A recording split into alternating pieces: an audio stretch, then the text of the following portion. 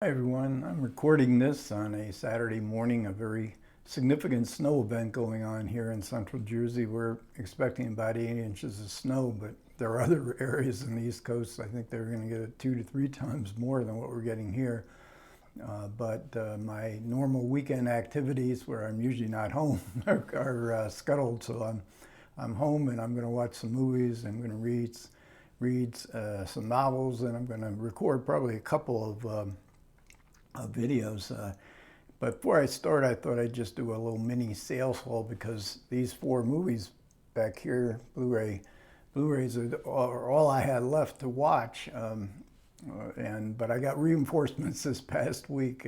I usually don't order till I get down to about three or four, and one of the ones I have watched, haven't done a video on yet, is Joseph Losey's Secret Ceremony, but I watched it a couple times, so that will maybe doing another video later today on Secret Ceremony.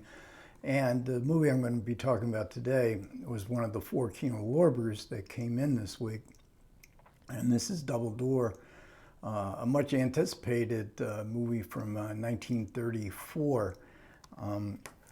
But I also got from Kino Lorber, and these are all fairly recent releases, and this is an early 1933 Max Ophuls film called Laughing Heirs. And I also got a John Farrow movie called China with Alan Ladd and Loretta Young, and I believe that's William Bendix in the background there. I can't remember ever having seen this before. I probably have, but I definitely never saw Laughing Heirs. And then a 1947 Mitchell Leisen movie with Ray Milland and Marlene Dietrich, Golden Earrings. And then a couple of Criterions I got that came out this past week. Dick Johnson is Dead, and this is a Fantasia about dementia. I don't know why I got this. I know why I got it, because I usually don't like documentaries, and dementia not my favorite subject when you're a septuagenarian. But Eddie Muller said it's a very original concept, and one of his Ask Eddie episodes, he recommended this as a very original documentary work. And then I also got the 4K UHD from Criterion on Jane Campion's The Piano. Now, I had two Flickr Alleys that were supposed to come this week. One of them was Repeat Performance, which I highly anticipate. This is from Eddie Muller's Film Noir Foundation restoration. They financed the restoration, and including, but that was another movie I really am anticipating. That's Bitter Stems, another one of the Argentine noirs that Film Noir Foundation has helped to restore and release through Flickr Alley. But they're tentatively, I think, February 2nd, so probably next Tuesday, sometime next week. In fact, I think I did get an email confirming that it was going to be shipped. Now let's get to Double Door, because this is a really interesting 1934 film. It was directed by Charles Vidor. I believe this is its first ever physical release. It certainly never came out on DVD or Blu-ray. It looks absolutely great to me. And it was hiding in plain sight. It just, for some reason, that it never got released.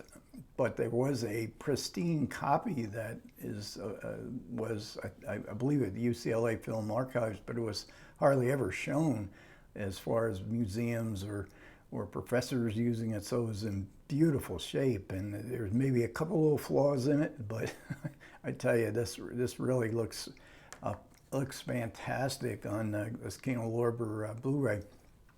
It's based on a stage play, so it's very, and it's pre-code, it's 1934, and so it's a little bit stagey, well, maybe even more than a little bit stagey.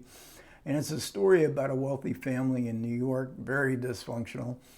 Depression-era audiences love to see movies about the wealthy class and watching how unhappy and dysfunctional wealthy people were, despite their wealth. And it's dominated by a half-sister, an older half-sister, who dominates her siblings, and they never go out. They're very wealthy. They own property all across Manhattan. They don't spend any money. They don't fix up their properties, but they collect the rents, and they're supposedly one of the wealthiest families in New York City. And this is very much modeled, as we learn in the commentaries, that on a actual family, the Wendell family. This was a family dominated by a half brother who had several sisters, and he didn't let them get married. He didn't let them really go anywhere.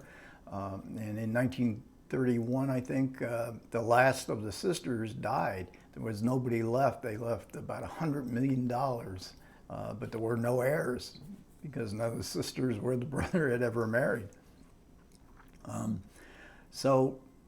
It's in the movie, it's a woman, and the woman is played by Mary Morris, and this is the only film that Mary Morris ever made. Now, she was in the stage play, and a stage play along with Anne Revere, and they're both, and Anne Revere is playing the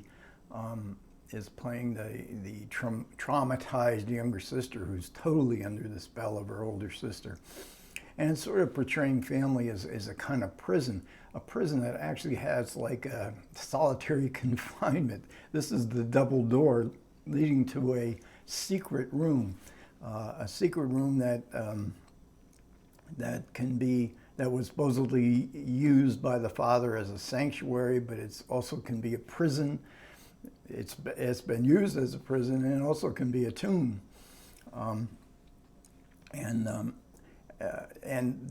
Her half brother has gotten married, and much to Mary Morris's domineering older half sister, who has tried to break up this marriage, and now she does everything she can to break up the marriage.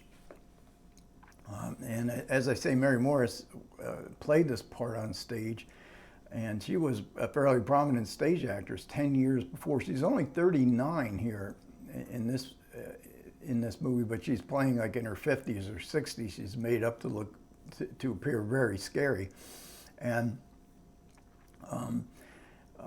so she was uncomfortable with the camera, and the director, Charles Vidor, doesn't do much to rein in her staginess, or with Anne Revere. They had played this part in 150 performances on Broadway.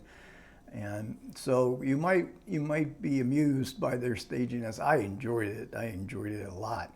And certainly the studio is trying to play up the horror aspects of her look. So her eyes are made to look very scary, and with the success of Bela Lugosi and Boris Karloff, this slow burn scariness, and she's filmed that way as well. In the very beginning of the story, we get a very hypnotically eerie and quite frightening close-up, extreme close-up of her face right after the credits.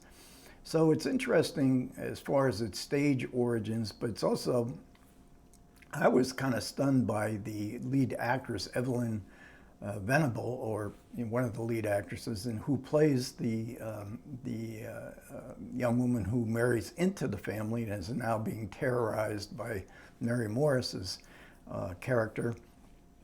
What a beauty. I mean, how did she not become a big star? Her career kind of petered out, and she eventually quits acting in the 1940s.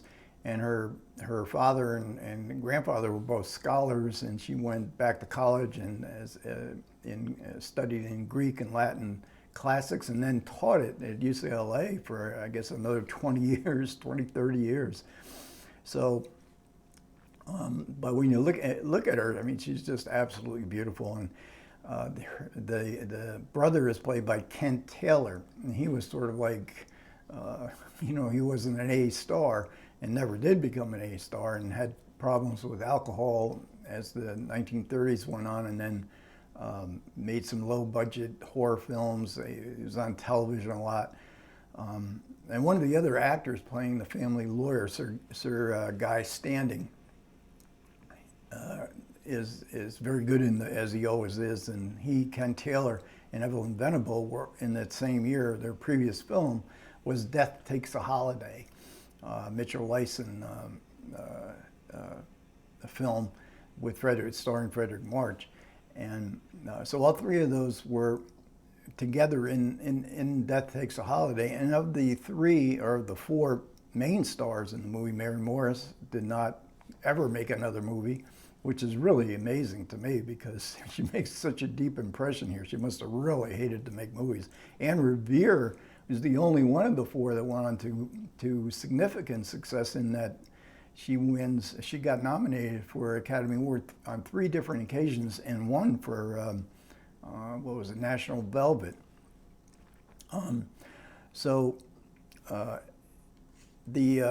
This Kino Lorber edition has 2 commentaries on it, not 1, but 2. And it's only a 75-minute movie, so not too difficult to listen to these commentaries. The first one by David Delval and Stan Schaefer. And this is one of these real chatty kind of commentaries where both of the participants are just absolutely steeped in Hollywood history, and they almost like they talk over each other constantly to get out to express, you know, all these other movies and actors, and so it's not terrifically, it's not intensely focused on Double Door, but they have so much information. I enjoyed it nevertheless. But then we get the extra special a Tom Weaver commentary, and you never know what to expect in a Tom Weaver commentary. I mean, he's often so funny. He's very creative. He apologizes that he was unable to do extensive research that he would normally do. So he does have a copy of the play, and the play, of course, was much longer. This is a 75-minute movie, and the play was, you know, a long 3-act play. And he has his stock company of local theater actors actually perform a scene of the play that didn't make the cut. He also has a guest, as he often does. I didn't write his name down, but a very interesting take on the movie, of which this era he is an expert on. So all in all, you know, this is if you like this era of filmmaking, Double Door is a real find, and I really much recommend to everybody who you could call it somewhat of a horror film because you're getting a kind of scary Bela Lugosi, Boris Karloff female role. But it's really more gothic. It's the old dark house kind of element. We do go outside a couple times, but we're very much confined to this house, and that really lends that kind of old dark house claustrophobia to it. Okay, thanks a lot for everybody who managed to listen to me. I do appreciate it. Comments are always welcome. You guys take care.